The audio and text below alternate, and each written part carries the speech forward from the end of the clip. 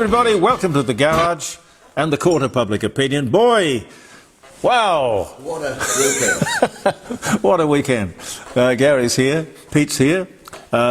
We had a hell of a show on Friday, jeremycordeaux.com. Now, if you have Simple Radio, the app, you can listen on your telephone, your mobile phone. Anyway, we had Dr. John Bruni from Sage International, Professor Ian Plimer, Pauline Hanson, Professor David Flint. They all got together. Christine Esau was there. Oh, Dr. Neil Domigan, he was interesting. A scientist. He proved scientifically and mathematically that God really does exist. And if you missed that, it could have been a moment in your life that you should have should have shared with us. Now, I tell you, listening to Ian Plimer and David Flint and Pauline Hanson, all in together, was a great treat for me, I can tell you. No one wanted to go home. No. On and on. We'll put another show together for Friday. And by the way, if you missed the live show, you just simply go to jeremycordeaux.com, and every morning, I think it's every morning, 5 mornings a week, every morning. Anyway, 9 o'clock in the morning, 1 o'clock in the afternoon, we repeat a previous 3-hour show from somewhere in there. But speaking of Pauline Hanson, we'll talk about Saturday's election, obviously. I think we all knew One Nation would do well, but it will be days before we know exactly how well. Could be 3 seats in the upper house and as many as 4 in the lower house. Only 1 certain at the moment.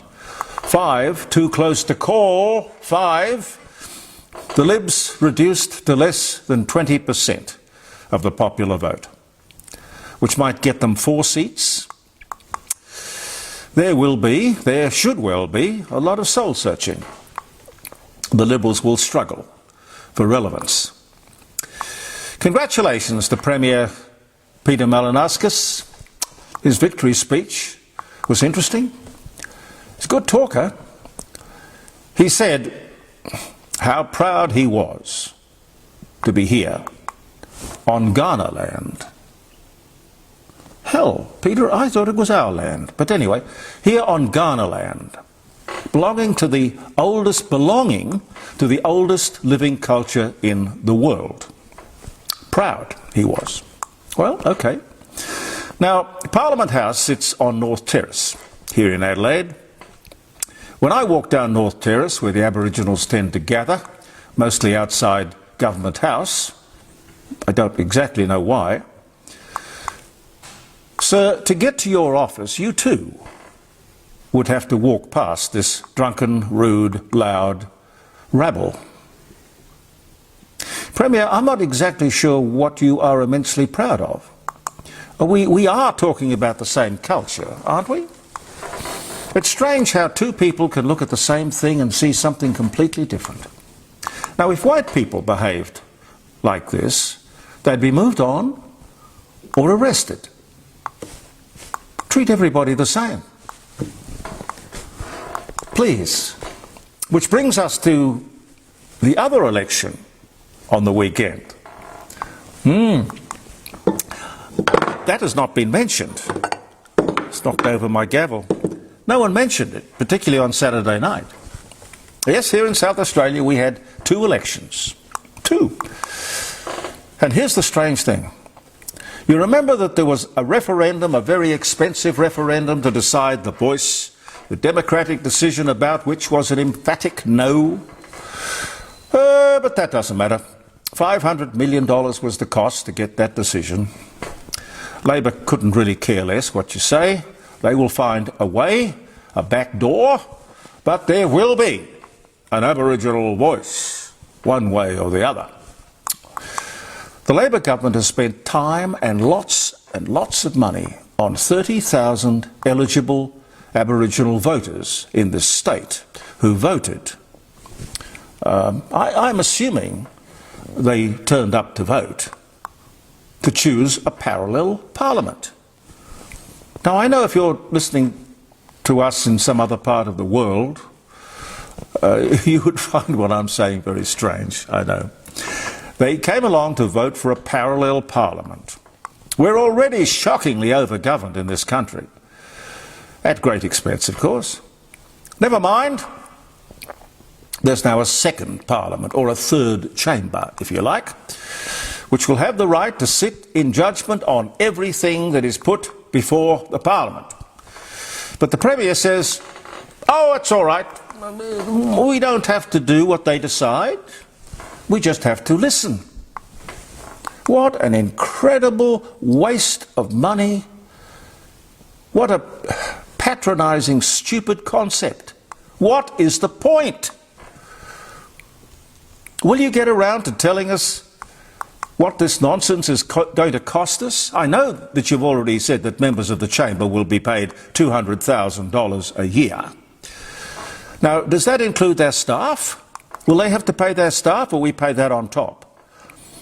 Will they be given chauffeur-driven government cars? Just exactly what is required of them? Will they sit on your side of the house, or will you build them a separate house? Are there any KPIs, key performance indicators? As I said before, I haven't heard one word so far as to how many eligible Aboriginal people bothered to vote. Are they in fact interested? And this is the other thing too. Aboriginals get 2 votes. I'm not sure how constitutional that is. One for the South Australian government, and as is their right, and one for their parallel South Australian government. Was this Aboriginal voice your idea, Mally? Or was it somebody else's? Forced upon you. But you seem to have taken possession of it. I wonder why you didn't mention any of this nonsense on Saturday night. But then again, that's just me. It amused me that the criticism of Pauline Hanson and One Nation was largely they are a party of protest. Well, who the hell has given us all this stuff about which we protest? And do you blame people for protesting against governmental stupidity, incompetence and overspending? Protest, what else can we do? And oh yes, I like this one. One Nation is a populist party, or movement. Populist. What, for God's sake, is wrong with being popular? That's what wins you elections. You have the policies that people like. Isn't that what politicians are supposed to do? Unbelievable. And if the Libs go on being a centre-right, that is small L liberal, hand-wringing, wishy-washy, fence-sitting, Labour light, well, they're dead. They are literally dead. Why, for God's sake, can't they read the room? They don't know what the word conservative means? Or are they just too busy being progressive? Well, if it's the latter, just have a little look around yourselves in the house and see where that has got you. The stock markets are down, but bouncing around, about 7% since the war started. During COVID, which was, when was COVID? 2020? 23, I think, wasn't it? What? Yes. 23, Peter? No, it was all over in 23. No, 2020 is when it started, because Deb died at the start of it. So it was 2020. 2020. Yeah. 2020. Markets dropped 34%. Bang. So 7% or 8% is pretty modest, really. Anyway, we got the correction that everyone was talking about and said that we needed to have. A national cabinet meeting, you would have heard, has appointed a supply chain czar, like we need another public servant. Now, is that window dressing? Don't panic, everyone, we've got this, we've got this. Isn't this why we have a minister? Ministerial responsibility and all of that? Chris Bowen, Energy Minister. Chris Bowen, how much are we paying this lady and to do what? I wish you could perhaps tell me. I must tell you, coming up on Friday, I'm delighted to tell you that an old friend of this program, Rossdale Homes. They're on Glen Osmond Road, and they're also on Portrush Road. I think they've got about 7 show homes on Portrush Road. But back when we were doing the Court of Public Opinion from the garage here, just sort of like this, when we had Channel 44 putting it to air 1 hour a week, Rossdale was our major sponsor. So it's wonderful to welcome you guys back. And I'll tell you more about that on Friday. Happy birthday if you're having a birthday. It is, as you would know, the 24th. Elvis Presley joins the US Army on this day in 1958. Serial number 5331071. These days it would be pretty hard to keep someone like Presley out of harm's way. Put him in logistics or something. Don't let him get killed, for God's sake. 1958, March 24. Here's an interesting one. Census of the British Empire shows the United Kingdom rules 1/5 of the world's landmass. That admittedly was in 1693, but, you know, even coming into the 20th century and 21st century, I don't know, they gave it all up, didn't they? Gave it away. They gave it away. The United Nations said, you know, you can't be a colonialist. You can't do that. Oh well. Anyway, you do what you do, I suppose. 1693, John Harrison, English carpenter and clockmaker, who invented the marine chronometer to calculate longitude while at sea, was born, changed the way people could get around the world. 1693 it was. I bet his little gadget played a part in the expansion of the British Empire. He dies on this day in 1776, but it was 1693 that he came up with the clock, the longitudinal clock. 2018, Australian batsman. I don't think I've ever heard of Cameron Bancroft. Have you, Pete? Vaguely. Cameron Bancroft is caught on camera rubbing the match ball with an object during the 3rd cricket test in Cape Town, resulting in the infamous ball tampering scandal. Yeah. He was... the other guys who were involved in it seemed to come back even stronger, but not him. Well, he was never that good, I don't think. But well, you're dismissing his sandpapering skills. No offence, I do. You happen to be watching. Well, you did what you could. Okay. Gary Shandling, American comedian. It's the Gary Shandling Show. Larry Sanders Show. He dies at only 66. He was fun. 2016, Gary Shandling. Harry Houdini, famous magician and escape artist, born in Budapest. He died in 1926, but born this day in 1874. Died because of a ruptured appendix. Houdini? Houdini. Houdini. That was one problem out of which he could not escape. Anyway. Died. Elizabeth I, Queen of England and Ireland, daughter of Henry VIII, and Anne Boleyn dies at 69. 1603 was the year. Australian Parliament overturns the world's first and only euthanasia law in 1997. Well, I think they've got a few euthanasia laws around the States these days. Anyone believe in euthanasia? absolutely. You do? Yes. Yes. Oh, I believe in euthanasia. I think I would be inclined to hang on to life to the last minute. Maybe if you got to that point, you may have a different point of view. I think so. Okay, well, let's hope I do not have to confront the issue too soon. Too soon. Can you give us a date? Of the euthanasia? Oh, my date?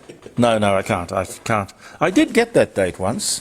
When I was up in Grafton working at 2GF, we had a Soothsayer. well, no, a séance. Seance. Oh, same thing. A séance, and I'm convinced that there is something going on, because I said nobody in that room would be able to know what my grandmother's first name was. No. Okay, so I'll ask the spirit, what was my grandmother's first name? And it came back with Frances. Now, I knew her name was Amy. So I kind of at that point dismissed the whole thing. But I used to talk to my mother regularly, and I said to her, I told her about the séance, and she said, you shouldn't do that sort of thing, you're disturbing the spirits.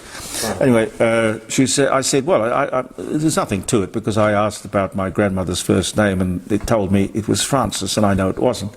And she said, yes, it was. She never liked the name Frances, she chose the name Amy, which was her second name. Oh. And in that séance I said, when am I going to die? And it told me.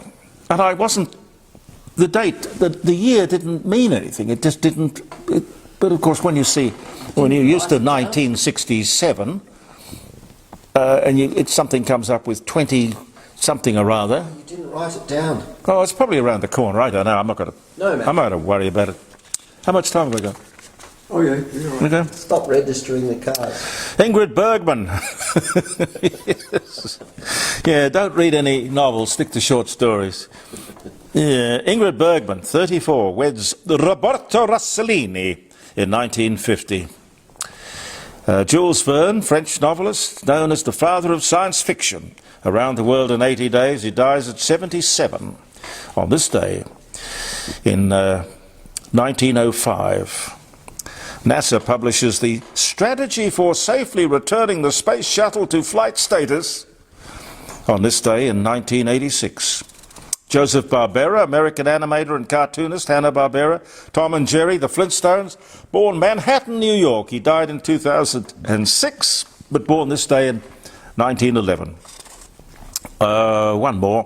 1976, Bernard Montgomery, Monty, the beloved Monty, British World War II Field Marshal, the African Campaign, D-Day, World War I officer as well. He dies at 88 on this day in 1976. Bless you, Monty. I love the way all those generals and field marshals, when you get to a certain status, you make up your own uniform. You can have exactly what you like. Some pips. Oh, yeah, anything. You know, hats, glasses, gold braid, absolutely anything. Yes, it's all good fun. Please join us on Thursday morning at 9 o'clock for another posting on Facebook. And again, of course, on Friday with our live streaming around the dining room table, jeremycordeaux.com. Thank you for viewing. I'm Jeremy Cordeaux. Believe in yourself. And thank you for watching the Court of Public Opinion.